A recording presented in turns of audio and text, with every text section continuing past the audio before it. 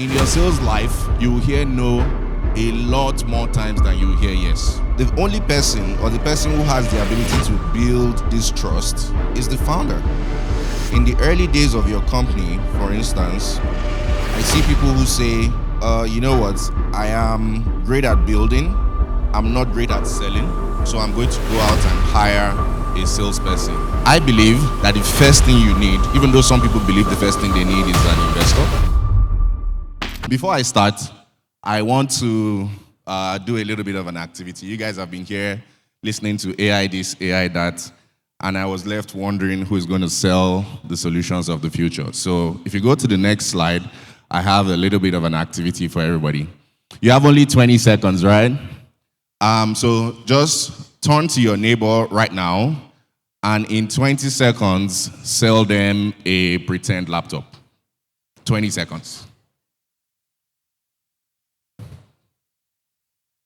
Who's the timekeeper?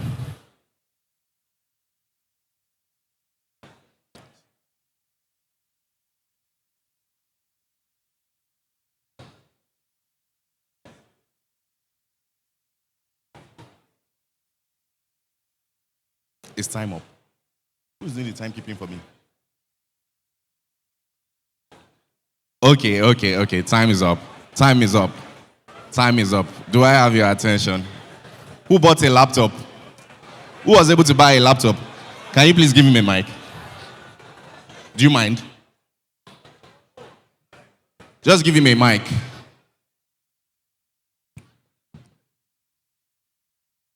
So, what did the seller use to get you sold on the laptop that you just bought?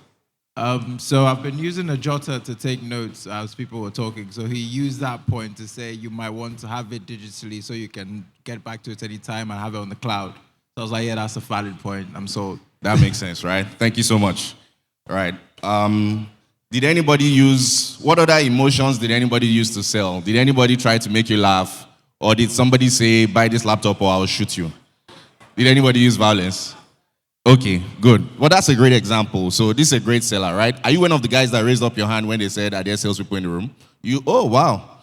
So you were able to analyze the situation, identify the problem, and provide a solution. That's basically what it means to sell, right? Skip 2 slides. Yeah, so why you must be a salesperson, right? Just like the person who introduced me said, most of the time, especially in the early days of your organization or your company, you will be the first port of call for anybody who wants to understand what you're building, see the value, and so on. So you as a person have the duty, and you can skip 1 slide, to be a great salesperson. And yeah, next slide, please. Right. And the reason why is that at the very beginning, right, before somebody understands what you are building, you have to sell the vision, right? You have to sell the outcome of what your organization is going to be. Funny enough, I have a personal website, and a lot of people in the ecosystem reach out to me and say, Seye, I'm building something because apparently people think I have a lot of money and I know how to invest, but that's not the case. But, whenever I take these meetings and somebody comes into that meeting saying, I'm building a product or I'm building a solution that is going to do X, Y, and Z, I immediately go to sleep, right? And the reason is because he has not even painted a vision or created the future of what will happen after his company has created the building and the product. So he says here, employees, investors, or whoever, they don't buy into a product that they don't understand or care about. Just like the example that this gentleman did, he was able to analyze his current situation very quickly and say, I think if I gave you this product, right, you will become better or your outcomes will be better because of the product that I give you. He did not immediately say, buy this laptop because laptops are cool. We have to move from a place of translating abstract ideas into emotional narratives, right? The only person or the person who has the ability to build this trust is the founder. In the early days of your company, for instance, I see people who say, you know what, I am great at building, I'm not great at selling, so I'm going to go out and hire a salesperson. Usually that puts you in a very, very difficult position. And that trust that you need the others or the people or stakeholders, investors, customers, and employees to have in the organization that you are building is going to have to be built by you. As much as we have identified the need for the founder to be the sales guy, or you need to be great at selling the company or selling the idea or selling your vision or selling the outcomes that you want people to have by virtue of using your product, all of your survival depends on how good you are as a salesperson, right? At any stage of your company. It could be at the very beginning where what you need is customers, right? I believe that the first thing you need, even though some people believe the first thing they need is an investor, I believe that the first thing you need is somebody who you are able to convince to pay you some money or some value or something in exchange for using your product, right? If you cross that stage of survival, the next thing is, how do I do this multiple times? And how do I get to the point where I can attract, for instance, investors to spur my growth or fuel my growth towards my next milestone? When you get to that milestone, your job again is to sell the future or sell the outcome of the kind of talent that you need to bring into the organization to work with you. Because people work for people and not just for the salary. The reality of being a great founder or being a great salesperson is that you are always selling. At no point in time do you go on break from selling, right? Both as a founder or as a salesperson. Your work is to sell the vision, the idea, the product, and the outcomes, and even what careers will look like if people work for you. It must become second nature for you to have value-first conversations. Most of the time when I'm leaving the office in my company, I'm going to a meeting outside of the office, and before we resume the next day, I'm going to go into the sales team or sales room and tell them, oh, yesterday night at this club or at this event or at this dinner, I met the founder of this company who wants to sign up to our product. So every time, even at social events, a lot of selling is happening. All those interactions that you have, both in formal and informal situations, are leading to how you can put the value of your product and what you are building in the hands of your customers. Next slide, please. Now, this is the second part of my conversation, right? You need a few skills as a salesperson, and please go to the next slide. That slide says key skills you need to be a great seller. Number one is storytelling. Unfortunately, Tomiwa already spoke about that in his fireside chat when he spoke about how great you are. You have to be at storytelling. And it just depends on whatever kind of story you want to tell or whatever method that you want to put to your storytelling. I use a lot of humor and relatability in my storytelling. I tell my stories in a way that my potential customers or my potential audience can identify with. Every time I tell them about the struggles of how much I have to buy fuel, how much we have to put in the diesel generator to run the office and things like that. And these are struggles that people can identify with. And then I find a way to connect that to my actual product or the outcome that I want to create, right? Number two is active listening. They say 70% of sales is listening, right? If you walk into a room trying to sell a solution or sell a product or to anybody, and 90% of the time you are the one speaking, it's unlikely that you are going to close that sale. A lot of selling comes from listening to the customer's pain points and positioning yourself in such a way that you can solve those problems. Yeah, number three says building rapport. Other people call it networking. When people say networking, it usually sounds very vague. What does it mean to network? How do I network? Where do I go to network, right? I call it building rapport because when you identify the kind of audiences or people who you can sell to, you need to be able to speak to them in a way that they understand. You need to speak to them in a way that they want to continue speaking to you. If you network and all you are doing is putting how you want to extract value from your contact in front of you and in front of the table, very soon the person will start trying to avoid you. But if you build rapport and talk to him about his own struggles Try to find out where his problems are. Not every time request value immediately. It helps you become better at building rapport. Number 4 is thick skin. In your sales life, you will hear no a lot more times than you will hear yes, right? In a sales training recently, I was asking somebody who said he's a great salesman that what is your conversion rate in your entire career as a salesperson? And he could not tell me. If you're a salesperson here, you need to know that. You need to know that in every deal that you've ever tried to strike, how many of them did you hear yes and how many of them did you hear no? If you are a great salesman, fantastic high-performing salesman, you have a conversion rate of around 20%. It's unlikely that you have an 80% or 90% conversion rate. If you have that, then you're not selling enough, right? Or maybe you're just a fantastic salesman that doesn't, like a superhero of sales. Moving on, number 5, you need to master the art of closing the deal. It's an art, right? When you are in these conversations to sell or to build rapport or to do your active listening and whatever, you must always remember that the cardinal point of this conversation is to close the deal. And if you find yourself in a situation where that is blurry, you don't know what is happening, you don't know what the next steps are, you don't know what the call to action is, you need to find a way to get there, right? Because it is both an action and a word. Both an art and a word and an action. Please go on. Next slide. Yeah. I want to move quickly through this because there's something I want to end with. How to sell anything. Of course, I've mentioned a few of these already. You have to start with why. Why should the person care? 2, you have to do what people call ICPs or buyer personas, right? You have to understand your buyers.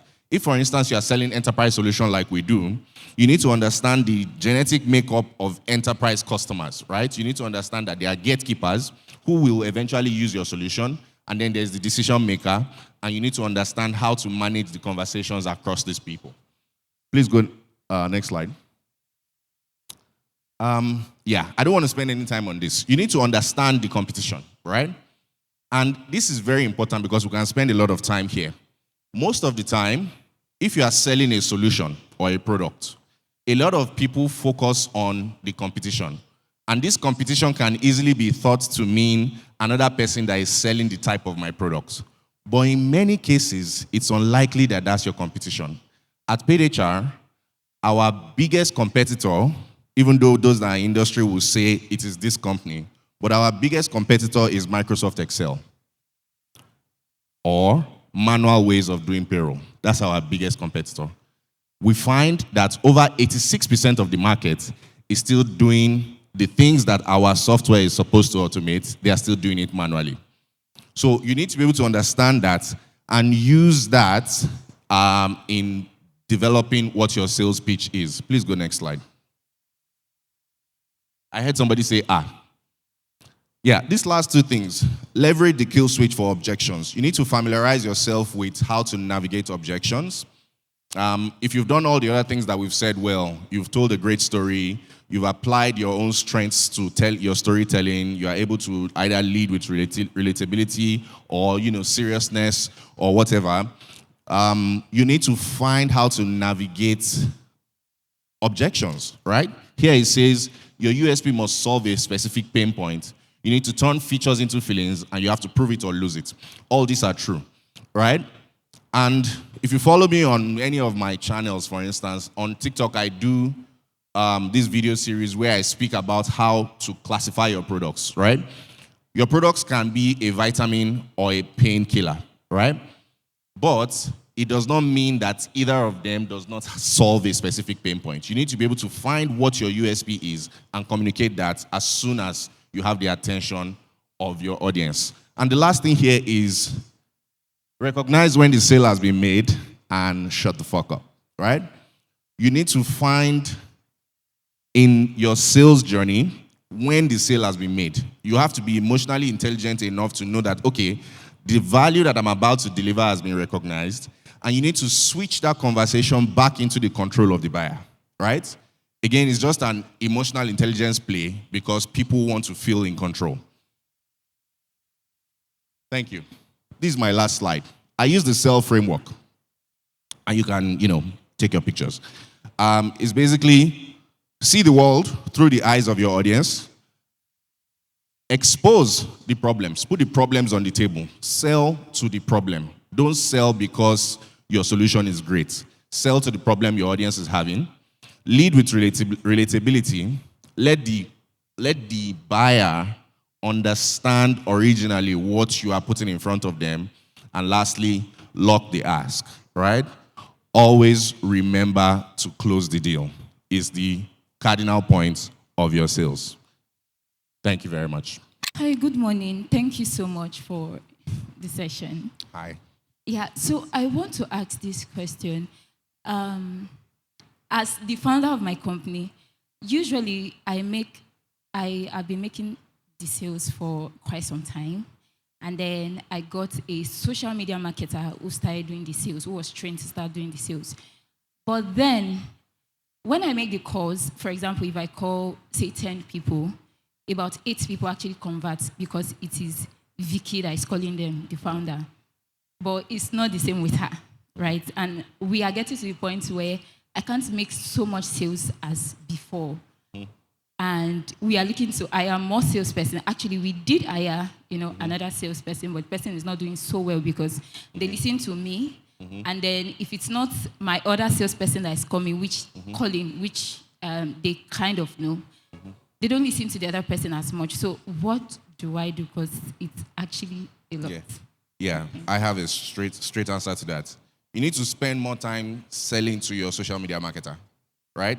You need to be able to get her to the point, or him, where they sell with conviction, right? And it's a common problem, right? As you grow in your journey, it's not an instant thing, right? It takes time.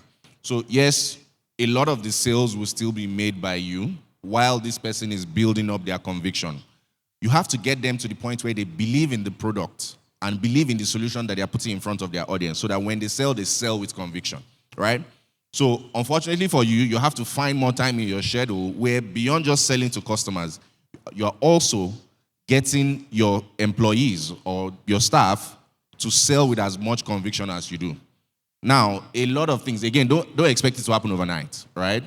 You will build the customer base faster, you will do your networking faster, you will do all those things faster, but spend some more time investing in how great this person is at selling your solution. And then that balance will start to shift, right? Where from 8 versus 2 to maybe around 4 versus 6. But you are still in the selling game for a long time, don't worry. There was one other question there. I can take that one before I go. Okay. Yeah, good afternoon, everyone. My name is Deji. I run a company that builds workspaces for digital entrepreneurs and basically anyone that works from home. I myself am a salesperson, and I've also trained several salespeople. I'm actually hiring a salesperson right now. I'm in the process of doing that. So my question is this. What qualities do you look for in a salesperson? I mean, what is one thing you see in the first conversation with a salesperson that you can say, oh, I think this person is going to be a winner. This is going to be a superstar, right? And how do you transfer the sales knowledge that you have or that you've been able to gather over years into someone over maybe a couple of weeks or months where they get to the level that you want them to be performing at? Yeah. I think the skill you should look for is intuition. The ability for that person to apply themselves to the problems in front of them. And you can create those problems right inside the interview, right? You don't need to, it's not a long thing. You need to look for how the person is able to think on their feet, especially in an environment where they don't know anything, right? I don't know how to build workspaces for people that work from home. But in the moment that I'm engaging you and you have enough conviction to want to come and work with me, I need to be able to see how you are able to think up solutions even without enough information.